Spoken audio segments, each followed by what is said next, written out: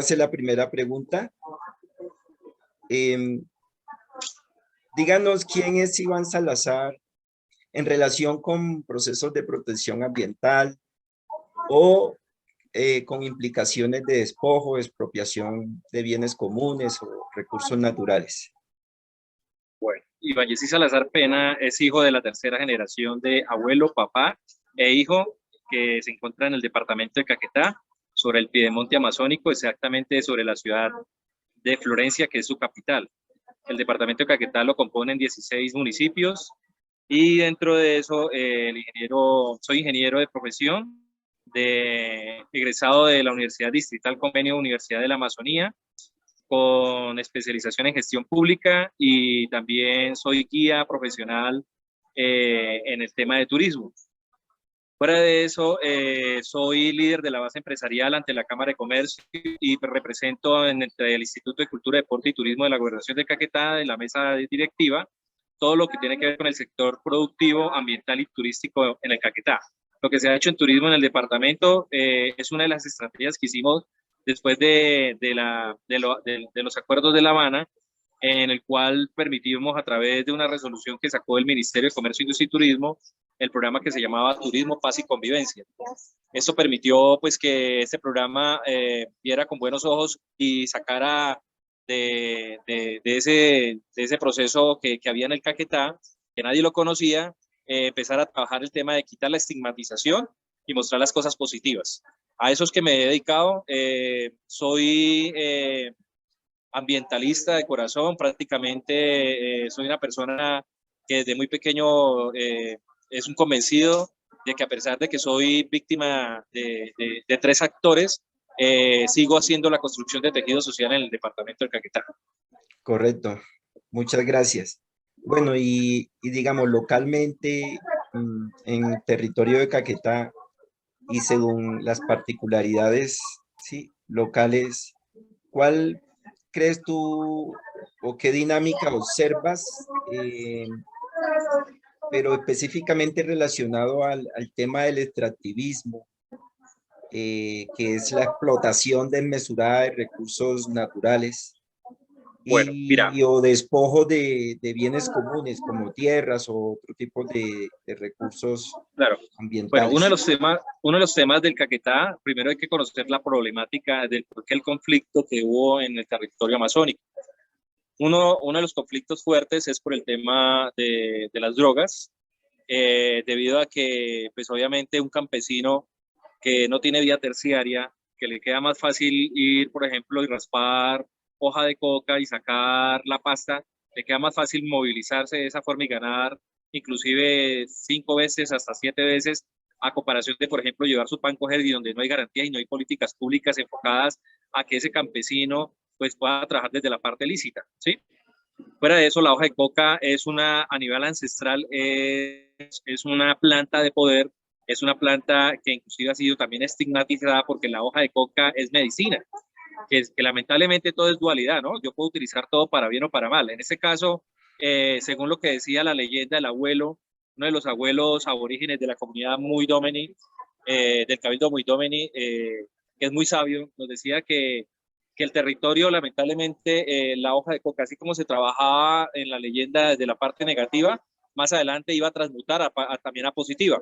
Por eso es que en ese momento nosotros desde los territorios estamos tratando de que la hoja de coca no se siga estigmatizando, sino mirar a ver, buscar alternativas en el cual el campesino, y a través de las políticas públicas nacionales, pues miren con buenos ojos hacia allá, debido a que por este momento, por ejemplo, no hay vías terciarias, escuelas precarias.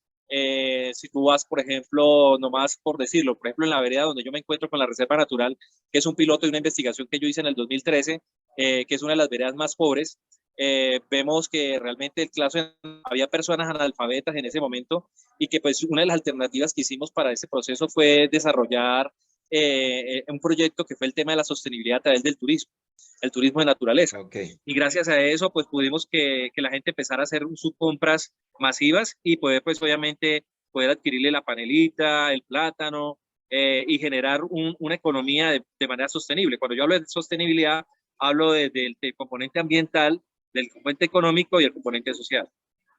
Listo, entonces yo digamos que ya relacionándolo con la tercera pregunta que contestaste en parte, podemos concluir que los proyectos turísticos, digamos, de más de nivel ecológico y propio de las comunidades sería alternativa de solución, digamos, a la problemática que has planteado. Sí, mira, te voy a explicar uno de los temas porque este es un tema largo pues, de hablar, ¿no? Esto no se hace en 5 Sí, minutos, pero sí, cuando gustes me puedes invitar, yo con mucho gusto te puedo explicar porque pues uno siendo líder de la zona, uno sabe. Por ejemplo, en este caso yo tengo una problemática muy fuerte. Cuando yo conformé la Reserva de la Sociedad Civil, a través de la resolución 008 del 14 de febrero del 2020, me empiezan a llegar una serie de situaciones, por ejemplo, con proyectos de zonas, por ejemplo, con el Plan Departamental de Aguas, donde ni siquiera habían hecho una planeación, ni siquiera habían hecho una charla, por ejemplo, con las comunidades de que iban a construir, por ejemplo, un acueducto. En ese momento tengo yo una presión, por ejemplo, con la administración actual, y en este momento ya, por ejemplo, se mandaron unos cuestionamientos porque ese plan de ese proyecto no podría estar allá desarrollarse. A pesar de eso, en el gobierno anterior hicieron una aprobación, pero es una aprobación que salta el principio de planeación de la ley 142 del 94 y de la ley 99 del 93, que es en el componente ambiental y también el componente de servicios públicos. ¿Qué pasa? Resulta que si yo voy a invertir un recurso, 4.200 millones, que es más o menos lo que está oscilando, que es la presión que en este momento tengo, por ejemplo, por ser zona protegida, resulta que en el momento de dar la concesión de agua, dice en la resolución que se va a dar 9.45 litros por segundo, pero resulta que ahorita en el 2021, antes de irse el director de la corporación, le sube a 10.45 y resulta que yo hago los estudios de esas fuentes hídricas y podemos concluir que va a ser un elefante blanco y que la comunidad, sin oponerme al acueducto, quiere decir que al hacer la inversión no van a tener en épocas de verano el líquido vital, que es lo que se requiere. Entonces, mire que están aprobando proyectos, que es lo que yo le llamo elefantes blancos, por el principio de planeación, y es lo que hemos tratado nosotros de hacer. Cuando usted, por ejemplo, es líder y empieza a encontrar estas y empieza a hablar de estos temas, ahí es donde vienen las presiones de las amenazas. En el caso, por ejemplo, uno de los ejemplos que te estoy dando.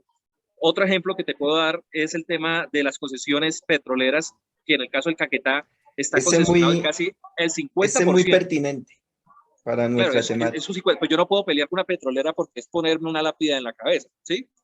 Eso es clarísimo. ¿Por qué? Entonces, ¿yo qué hago? Yo utilizo las leyes de la Constitución y yo lo que hago es pasarme al EFE, que es una de las herramientas que me dan jurídica, es conformar una reserva de la sociedad civil. Pero resulta que yo al proteger como reserva de la sociedad civil, empiezo a tener también una presión desde la administración por otro proyecto que es el que yo te comento. Entonces, ¿qué pasa? Correcto.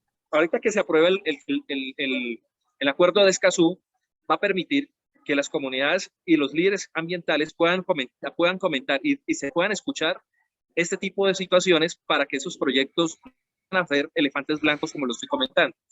Y en el tema de protección, pues deben que estar toda la institucionalidad rodeando a esos líderes para que no vaya a haber esos inconvenientes. Uno de los consejos que yo puedo darle a los líderes futuros es que trabajemos sobre marcos normativos y en caso de que haya amenazas o algo, pues abrir los protocolos, que es hacer la denuncia pertinente a la Fiscalía, ir a la Defensoría del Pueblo, ir a la Unidad Nacional de Protección, ir a lo que tiene que ver con Procuraduría, ir a la Contraloría y ir a la Fiscalía. Y eso, ellos deben que darle fe y darle un buen procedimiento para que te protejan y pues obviamente escuchen directamente desde los ministerios, gobernaciones y alcaldías, pues para que se hagan bien las cosas. Es más o menos como Iván, un resumen muy sí, amplio de la correcto. problema. Uh-huh. No, no, excelente. Muchas gracias. Yo, digamos, ya para finalizar, terminar, envíale un breve saludo y recomendación a la comunidad académica estudiantil de la UNAD, en especial a los compañeros estudiantes de la Maestría de Gobierno y Políticas Públicas Territoriales de la UNAD. Buenísimo.